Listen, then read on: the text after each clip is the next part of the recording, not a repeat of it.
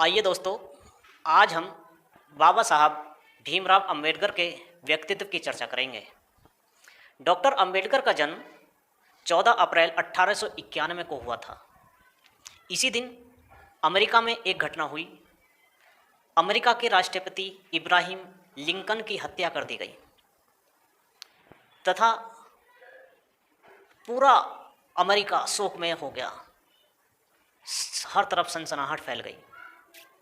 Doctor Ambedkar की education के बारे में बात करते हैं। डॉक्टर अंबेडकर 9 भाषाओं के ज्ञाता थे और उन्होंने 32 डिग्रियां विश्व के अनेकों विश्वविद्यालयों से प्राप्त करी थी। Doctor Ambedkar London school of economics में 8 वर्ष में समाप्त होने वाली डिग्री पढ़ाई जिन्होंने 2 वर्ष में पूरा कर ली थी। यानी जो डिग्री 8 वर्ष में कंप्लीट होती थी, डॉक्टर अंबेडकर ने मात्र 2 वर्ष में उसको कंप्लीट कर लिया था। आप उनकी बुद्धि का अंदाज़ा लगा सकते हैं। इसी बात पर महात्मा गांधी तथा अन्य विद्वानों ने कहा था कि डॉक्टर साहब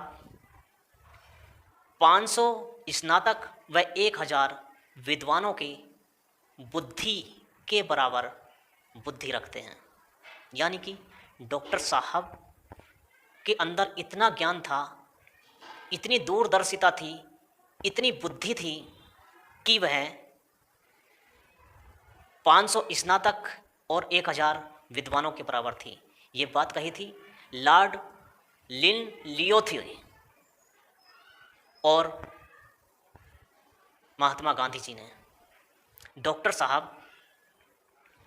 डॉक्टर बाबा साहब एकमात्र ऐसे भारतीय हैं जिनकी प्रतिमाएं पूरे विश्व में दिखाई देती हैं और उनका जन्मोत्सव पूरा विश्व मनाता है। यदि स्टैचू व किताबों की बात करें तो बाबा साहब के जितने स्टैचू विश्व में लगे हैं, उतने स्टैचू किसी भी विद्वान के पूरे विश्व लेवल पर इतने स्टैचू किसी विद्वान के नहीं हैं। जितनी किताबें बाबा साहब के ऊपर लिखी गई हैं, अन्य किसी विश्व के विद्वान के ऊपर इतनी किताबें नहीं लिखी गई। यदि गीत और गानों की बात करें तो जितने गाने और गीत बाबा साहब के ऊपर लिखे हैं, उतने किसी और अन्य विद्वान के ऊपर नहीं लिखे गए। ऑक्सफोर्ड विश्वविद्यालय में एक सर्वेक्षण हुआ था जिसमें 10,000 वर्षों के विश्व विद्वानों की सूची बनाई गई जिन्होंने मानवता के लिए, मानव कल्याण के लिए कार्य किए थे। उस सूची में बाबा साहब 4थे नंबर के विद्वान थे जिन्होंने मानवता के लिए अपना जीवन समर्पित कर दिया। बाबा साहब एक ऐसे विद्वान थे, वो गरीब तबके से लेकर ऊंचे तबके तक सभी के कल्याण की बात सोचते थे।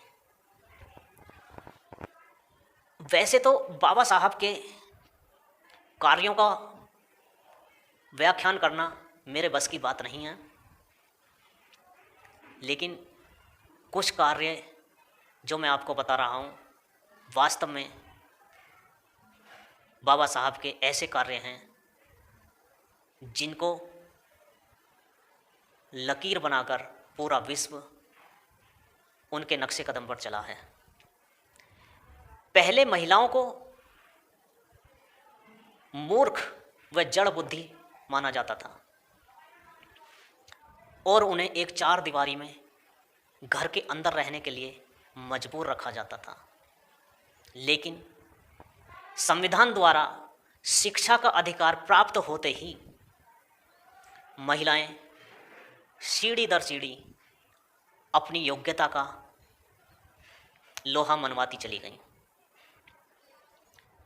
बाबा साहब ने महिलाओं के बारे में लिखा लिखा था कि किसी भी महिला को सिर्फ महिला होने की वजह से किसी अवसर से वंचित न रखा जाएगा और न ही उसके साथ लिंग के आधार पर कोई भेदभाव किया जाएगा। गर्भवती महिलाएं जो कामकाजी हैं उनके लिए संविधान में 6 माह का अवकाश घोषित कर दिया गया, जिससे महिलाएं अपनी नौकरी भी करती रहीं और उनके प्रेगनेंसी में कोई बाधा भी नहीं आई। इसी तरह महिलाओं को तलाक लेने का अधिकार नहीं था। तलाक का अधिकार केवल पुरुष के पास था। संविधान में महिलाओं को वो अधिकार भी प्राप्त कर दिया गया। बात करते हैं, महिलाओं को कुछ देशों में मतदान का अधिकार भी तक नहीं था, किंतु भारत देश में संविधान में सबको समानता का अधिकार देकर के मतदान का अधिकार प्राप्त करा दिया गया। आज महिलाएं प्रधानमंत्री बन सकती हैं, राष्ट्रपति बन सकती हैं, किसी भी ओहदे को प्राप्त कर सकती हैं। किंतु दुख की बात यह है कि अंबेडकर